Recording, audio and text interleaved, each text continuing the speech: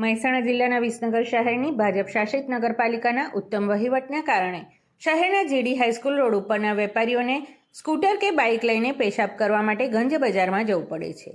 અત્યારે તો વહીવટીતંત્ર દ્વારા વિસનગર શહેરના વિવિધ વિસ્તારોમાં જોરદાર વિકાસ ચાલી રહ્યો છે, જેના કારણે શહેરીજનોમાં ભારે ખુશી જોવા મળી રહી છે અને લોકો પાલિકાના ઉત્તમ વહીવટના વખાણ કરી રહ્યા છે।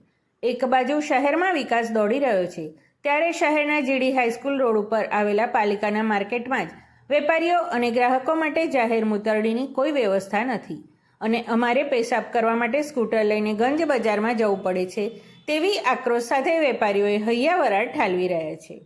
અમે છેલ્લા 8 મહિનાથી 2 વખત લેખિતમાં નગરપાલિકામાં રજૂઆત કરી છે, છતાં પણ આ નગરોળ વહીવટકર્તાઓના પેટનું પાણી હાલતું નથી।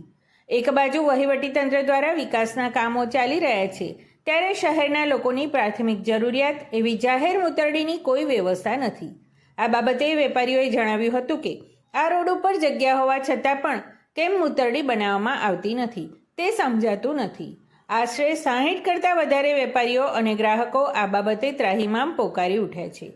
તો શું નગરપાલિકા દ્વારા આ બાબતે કોઈ કાર્યવાહી કરવામાં આવશે ખરી કે પછી